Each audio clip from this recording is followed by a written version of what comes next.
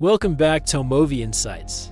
Today I will show you a thriller, drama film from 2019 titled Parasite. Spoilers ahead. Watch out and take care. In a small semi-basement apartment in Seoul, the Kim family does their best to survive. Father Ki-taek, mother Chung-suk, daughter Ki-young, and son Ki-woo work folding pizza boxes for a very low wage and struggle to make ends meet. This makes them go as far as using their phones next to the bathroom window to be able to steal Wi-Fi, or keeping their windows open for the fumigator's poison smoke to enter the house and get rid of the bugs, even if they end up breathing it too.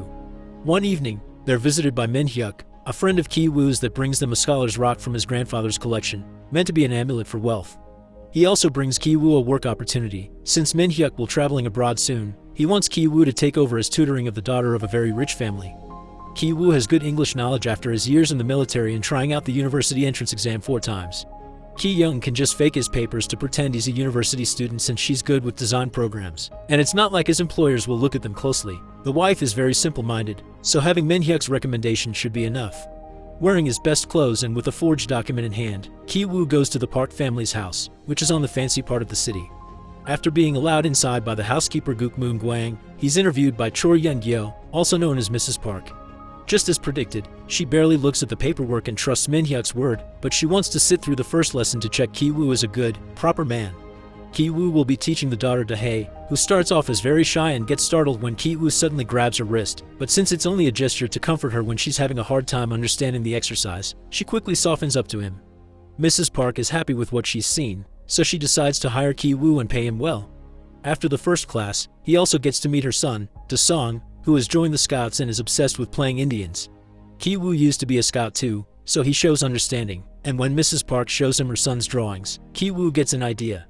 He begins talking about Da-song's art as if it was truly a masterpiece, and when Mrs. Park mentions she needs a new art teacher because none of the previous ones lasted more than a month, Ki-woo recommends his cousin's classmate Jessica, a highly qualified art therapist. In truth, he's talking about his sister, who also shows up the next day for an interview while pretending to be this Jessica teacher after just having read some stuff about art therapy and psychology online. While Mrs. Park talks to her, Ki-woo tutors Dae, who is jealous of Ki-woo being friends with the art teacher. Ki-woo assures her he isn't interested in her, then the two of them kiss. Back to Ki-young, she convinces Mrs. Park to let her give Da-song his first lesson alone, and by the end of it, she impresses her by showing her how well-behaved her son is now.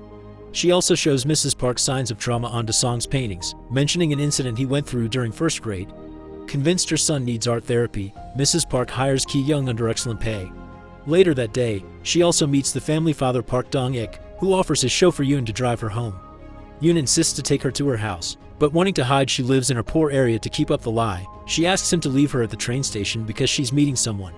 During that trip, Ki-young gets an idea and takes out her panties to hide them in the car. The Kim family begins eating better thanks to their children's new salaries while planning their next move.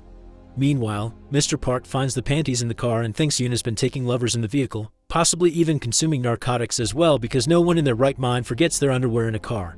When Ki-young leaves after class, Mrs. Park takes the chance to ask her opinion about the driver, so she tells her about how Yoon tried to take her home instead of the station. Mrs. Park decides they'll be firing Yoon under some excuse not to start a scandal, and Ki-young swoops in, saying a mature employee is more trustworthy before recommending her uncle's old driver. Of course, this man turns out to be Ki-taek, who used to work as a chauffeur when younger.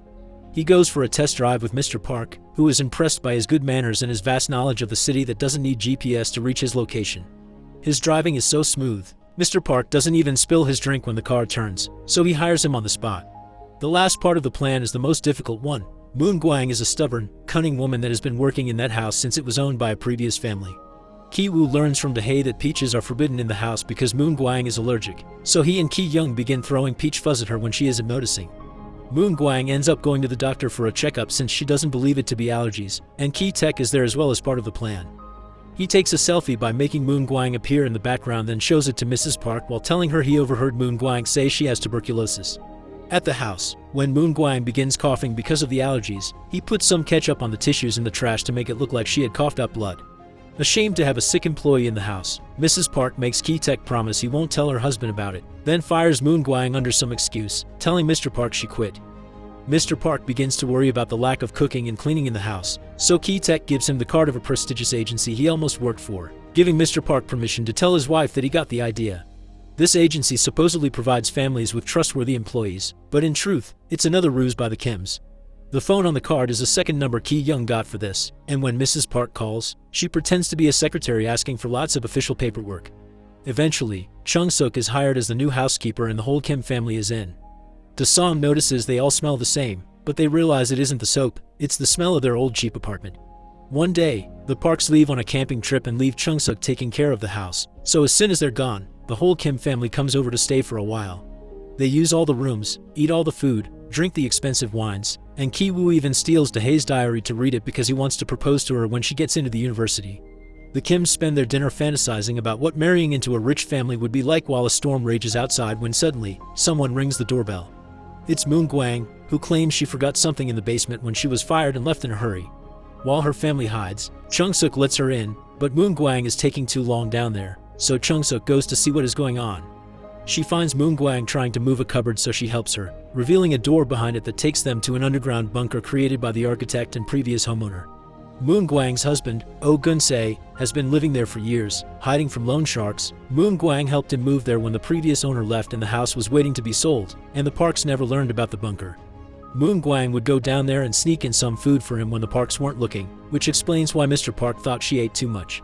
She came today because she knew the Parks would be gone, so she wanted to talk to Chung Suk alone to ask for permission for her husband to still live down there, even being willing to pay her for bringing him food. Chung Suk refuses to accept this and takes out her phone to call the police, but at that moment, her family slips off the stairs while trying to spy on them. Moon Gwang wastes no time and records them with her phone, capturing on camera the fact they call each other family names. Now Moon Gwang and her husband have control of the situation, threatening to tell the Parks of their ruse if the Kims don't do as they say. They all go upstairs, where the Kims are made to crouch in a corner while Moon Gwang and Gun-se enjoy the house. Moon Gwang even calls them out for being pigs and making a mess in the living room, because when she and her husband used the house when the Parks were gone, they would always be respectful of the architect's artful touch. While she's giving them such a speech, the Kims take the chance to tackle the couch and wrestle the couple on the ground for the phone. Ki-taek grabs Gun-se and Ki Young drops a bunch of peaches on Moon Gwang to knock her out while Ki Woo takes the phone to delete the recording. Suddenly, everyone freezes when they hear the house's phone ring. Chung Suk picks it up and is shocked to hear Mrs. Park asking her to get dinner ready because they're coming back earlier since the storm made it impossible to keep up a camping trip. As soon as she hangs up, the entire family jumps into action. Chung Suk begins cooking. Ki-taek takes Gun-se to the basement and ties him up. Ki Young hides the trash under the furniture, and after taking an unconscious Moon Gwang to the basement too, Ki Woo goes upstairs to return the diary. The Parks return right at that moment, so Ki Woo hides under Da-hae's bed and Ki Young rolls under the table. Moon Gwang wakes up and tries to escape, but Chung Suk pushes her back into the basement, making her fall and hit her head. Ki-taek drags her unconscious body to where her husband is hitting his head against the light switches while following a Morse code guide he's pinned on the wall. Since Da-song is a scout, he hopes he will see his message one day, but Ki-taek finds the idea ridiculous before tying him up to a pipe and leaving. Upstairs, while having dinner, Mrs. Park tells Chung Suk about Da-song's traumatic first-grade experience. One night, the boy sneaked into the kitchen to steal his birthday cake and saw a ghost coming from the basement, who was actually Gun-se. This caused him to have convulsions and foam at the mouth, and this is why he's been going to therapy since then and they're never home for his birthday. Meanwhile, Ki Woo is almost found under the bed by Da-hae, but luckily, she picks up her dog and doesn't look further under the bed. After the Park couple goes to their bedroom, Ki Woo and Ki-taek sneak out into the living room to find Ki Young in order to leave, but suddenly, Da-song yells and comes downstairs, so the three of them end up hiding under the table. It turns out Da-song wants to camp out in the garden under the rain and his parents let him, deciding to sleep on the couch to keep an eye on him. Now the Kims must listen to the Parks complain about their smell and get frisky with each other. When the couple is finally deeply asleep, the Kims get out of the house and run under the rain towards their neighborhood, which is getting flooded with sewer water. Their apartment is flooded as well, so they retrieve as many belongings as they can before leaving to spend the night in a local gymnasium that opens their doors to poor people that have lost their homes to the storm. Ki Woo has brought the Scholar's Rock with him, and he hugs it while he sleeps because he's upset to hear his dad doesn't have a plan to deal with the problem they left in the basement. Back in the bunker, Moon Gwang dies from the concussion she got earlier, and Gun-se tries to send a Morse code message with the lights asking for help. Da-song sees it and deciphers it, but it's nonsense. Gun-se isn't in his right mind to spell correctly and only ends up with a bloody forehead. The following day, Mrs. Park decides to throw an impromptu party for Da-song's birthday, and the Kims must put up their best friendly faces even when they're actually feeling devastated after losing their home.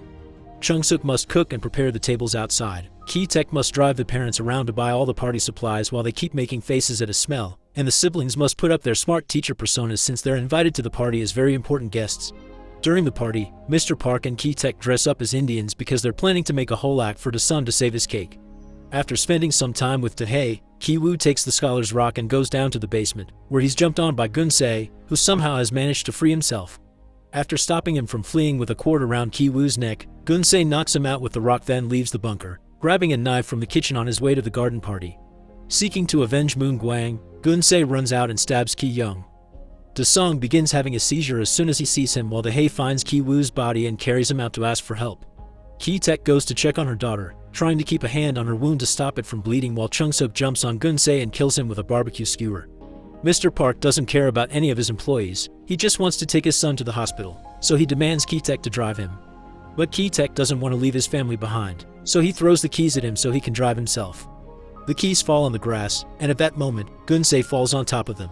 Mr. Park goes to retrieve them, but even during such a deadly emergency, he covers his nose while moving the body. Enraged by such a despicable act, Ki-taek takes the knife and kills Mr. Park before fleeing the scene. Weeks later, Ki-woo wakes up from brain surgery. The injury and the procedure have left his mind in a delicate state, so he can't help laughing through all the things that proceed to happen to him. Finding out his sister is dead and his father is missing, getting arrested, being put on trial for fraud, being allowed to leave on probation because of the traumatic incident that they aren't charged for because it was on self-defense. He only stops laughing when he sees the news report recording the now empty house, making everything that happened feel more real. Neither he nor his mother knows where his father is, but the detectives keep on tailing them for a while, thinking they may take them to him. Months later, after the news finally moved on onto other subjects and the cops don't follow them anymore, Ki-woo goes up the mountain and spies on the Park's house, which is now occupied by a German family that bought it because they didn't know its history. There, Ki-woo realizes someone is using the lights to send a message in Morse code. It's his dad, who all this time has been hiding in the house bunker. He has buried Moon Gwang in the backyard and survives by raiding the kitchen every night. He also sends the Morse messages every day, hoping his son would see them one day. Back in his old apartment he still shares with his mother, Ki-woo writes a letter for his dad, promising to work hard and get enough money to one day buy the house and reunite with him.